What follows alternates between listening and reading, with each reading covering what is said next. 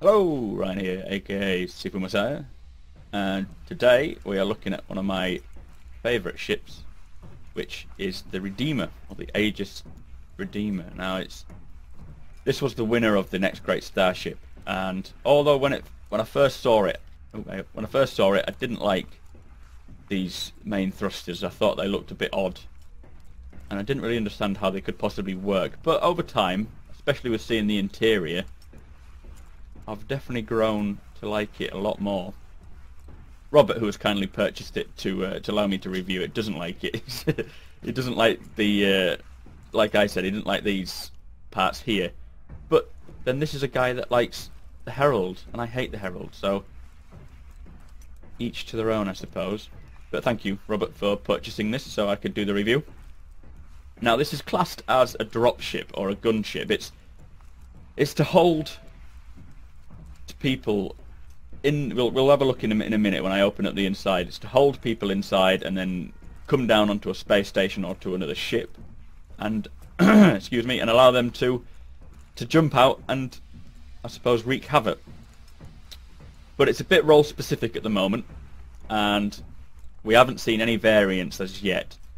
So as it stands, which will be subject to change, I don't think the size or whatnot will change too much, but it's about 37.5 meters in length, which is quite a big ship compared to some others we've seen, but I've only really reviewed the single-seater ship so far.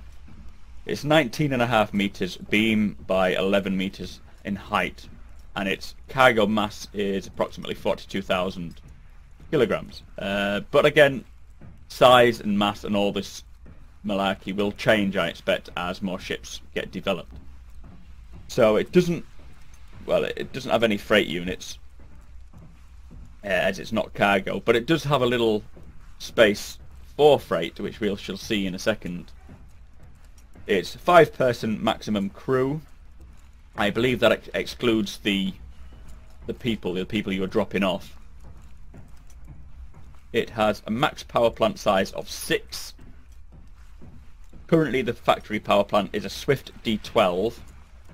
The primary thrusters, there are 2 TR5s, which are obviously these crazy looking things over here. Sorry, I try not to move my camera around as much because it can get quite sickly after a while. It's got, well, the factory engine is a Vectorlock nacelle? I have no idea. And it's got 12 TR2 thrusters, with the factory manoeuvring thrusters being Winnowig D2s. Also, max shield of 6. It doesn't specify which shield as yet, but that is still obviously to be fleshed out. Some really nice detail to it, especially when you look down here. These wheels, just the amount of effort they've gone to just to get these looking right. Apart from the stickers being backwards, they're probably the right way around on the other side. But anyway, it has some really good weaponry though. It's very well equipped. You have a top turret, and under, I suppose, the cockpit turret, and then your gimbaled hardpoint there as well. But it also comes with rockets, and I shall just read off if I don't turn my phone off by accident. So it has 5 ASIM-09 Spark 3 missiles. They are size 2s. Max size is size 2 for that. That's a class 3. It has a class 4, which is 2 11 series broadswords. Which, I mean, is that the broadsword? Because these are bulldogs, aren't they? Or Badger repeaters. And then it has 2 class 5 Badger repeaters. Now, I believe they put broadsword on there, but really I don't think these are broadswords. I think these 2 guns on both turrets are actually repeaters. So I expect, as always, everything you see is subject to change depending on what they decide. So we'll have a little close-up of things before we head up inside. The interior to this ship, though, is one of my favourite aspects of it. Especially the coffee machine. Now, that would probably be my first upgrade. I know I asked you all to tell me what your first upgrades would be in order to win a ship. Mine would probably be a coffee machine, and I've heard some other people say that I do not function without coffee, which is a bit of a downside, to be fair. Point at that. like a little carabiner just to attach something to. I don't know, maybe it's when you've got your pet dog, you don't want him to run off. Now this is interesting. We'll show this in a second. This is actually a manned turret, so let me just have a look. You can sort of see through the window. You can't really see anything, can you? But again, it's got a constellation reflection. I don't own a constellation. But anyway, this port will open up when you get inside. We'll sit and I'll show you. It opens up, it feeds through into this gun, and then you can man that turret and shoot shit onto people. I just sticker there. What does that say? Manual release. Anyway, let's. I think it's time to go inside. Right, where's the button? Oh Christ! That will need to be sorted because you'll get crushed by that. But yeah, this is where we've seen it in the FPS demo. It's the Redeemer that they came down in. So we'll just close that. And to be fair, this ramp needs to be quick opening, because if you're all sat here waiting to depart, you need to be able to get out quick. Now it's a really, really nice interior. It looks like it's either got a docking collar here, plus it could open up and allow you to drop in from below. Hopefully, we'll have some sort of ropes and we can abseil down. Although I don't see how that would work in 0G. I don't think you can abseil in 0G. So you've got 6 seats, which means that you can have 6 men dropping off. Each locker, I believe these will be lockers containing the weaponry and the equipment necessary for each person who sits. Well, each soldier, I suppose. You've got a panel here for first aid, and this, I assume, will be some sort of, that's just a placeholder for now, but it'll be some sort of dial explaining what's going on. There's a lot of nice cool piping going on, and this light, I don't know if it has another function, but it's an interesting design. I could see that in a kitchen somewhere. Another thing I'll point out is just keep an eye out for how many fire extinguishers there are. I really don't think it's necessary to have so many. There are about 4 or 5, I think. But anyway, let's go through here. Now this, I would say, this is probably a weapon rack of some kind. Here we've seen, if you haven't seen it, the end of my Star Citizen Sunday, the last video I've done, there is new pictures of the Cutlass, and they have got weapon racks on the side as you head into the cockpit, which is pretty cool. So I assume these will be weapon racks for just storing random extra weapons for your crew, because, I mean, if you're dropping people off, they'll need to have blooming weapons, won't they? But this is interesting. Now, last time it glitched out, but I still managed to get in. This is the chair. Yeah, it's doing it again, look. Right. Welcome back. It glitched out, but you do end up in the cockpit. I'll show you on the way out how it works, because it's good to see, but it doesn't quite work properly. Now, if we have a look on the outside, I think he sits quite nicely in there. The new character models will obviously have a better fit. They're having to readdress all the cockpits, aren't they?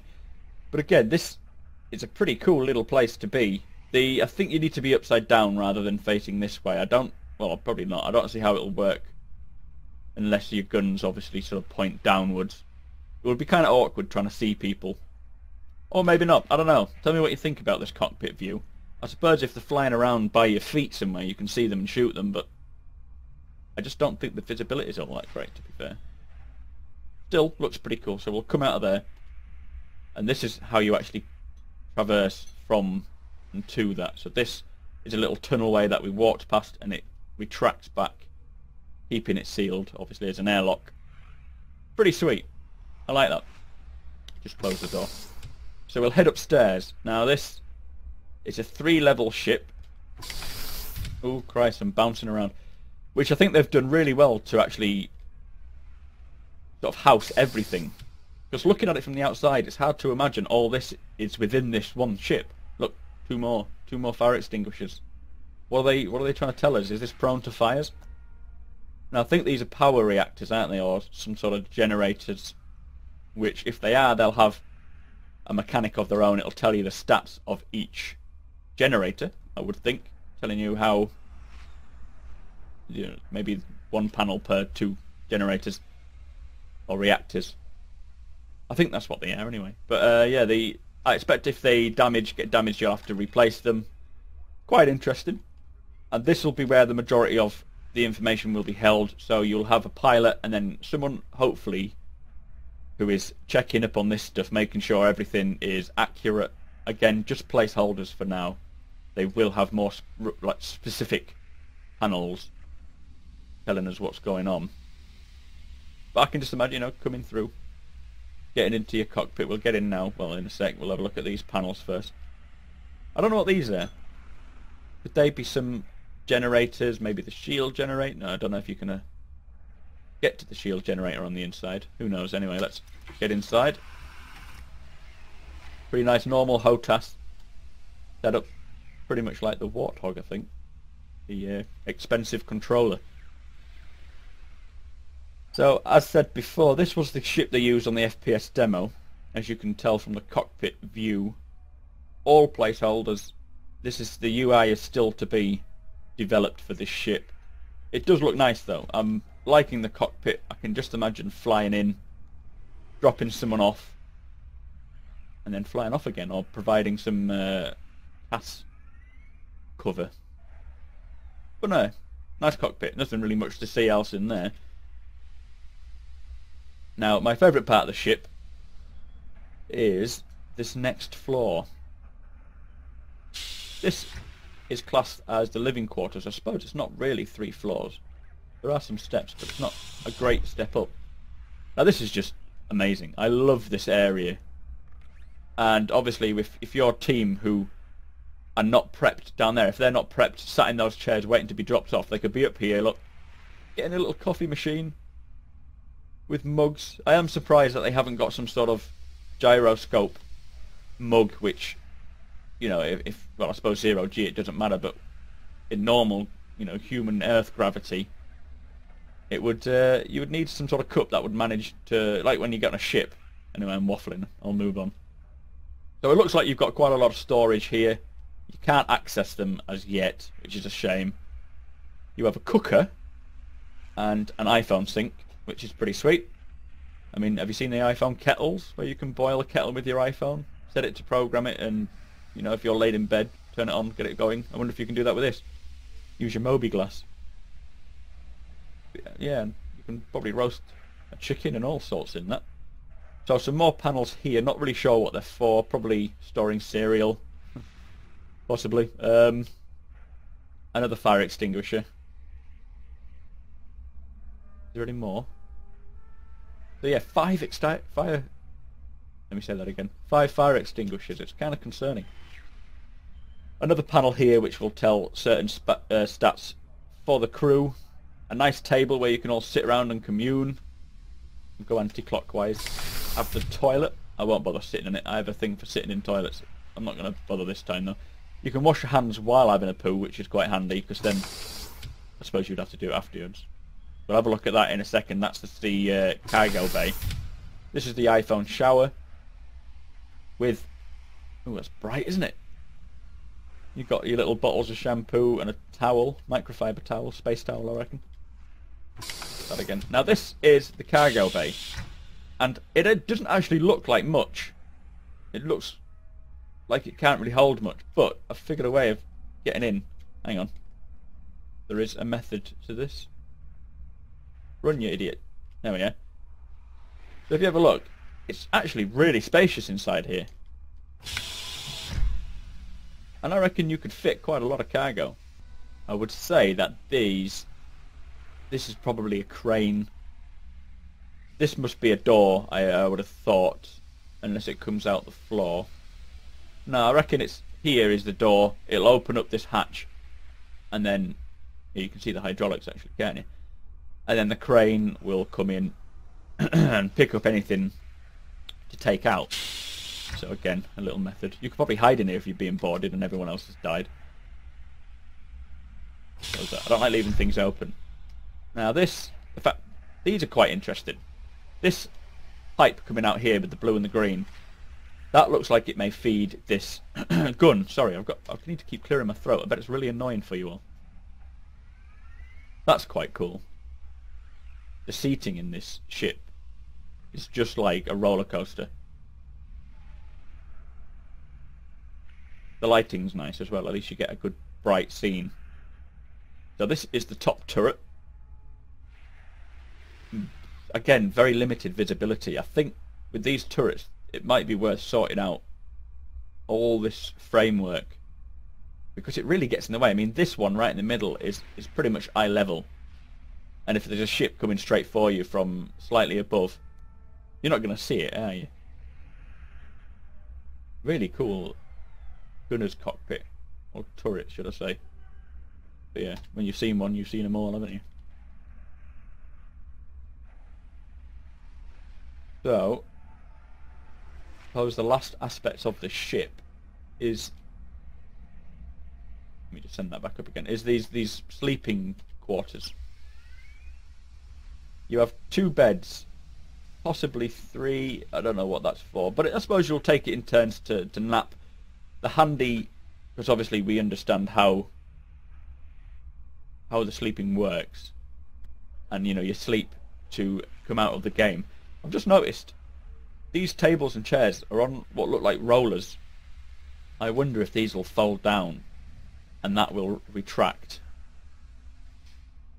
in some way to give you more room. Possibly, I don't know. I'll open this. I won't lay in it because there's no need, because you already know what happens. There's a lot of detail down here which looks like these flaps lift up, but again, I'm unsure about that. A little bit up there for storing personal goods, maybe some extra ammunition. Now all these places have lots of panels, these ships, a lot of them do, and if you've looked at the Mustang Beta, the update video I did on it, you can see every single compartment had a use. So I wouldn't be surprised if this ship actually has the same principle, where every compartment there is will have some sort of use for tools, amongst other things. But yeah, just sort of a final thoughts. They haven't really given us any variants yet. This ship is so role specific because it is just purely a dropship. But with having the area upstairs, yeah, that's the cargo release door, I expect. So that'll open up and you'll have a crane which comes out to the tail and then drops off the goods. That's pretty cool. It's so high up. But yeah, as I said, it's all role specific. So for now, we only know of the one variant. I do reckon they will bring out civilian variants. Maybe instead of having the seating down below, have it as an extra cargo hold, because it is a lot of room down there. But I can see this being used pretty much for ferrying people from ship to ship within your fleet. And obviously if you find a space station and you want to send people down to the space station, then you would do so. Let me know your thoughts on this ship. I do actually love this ship. I think it's such a cool design.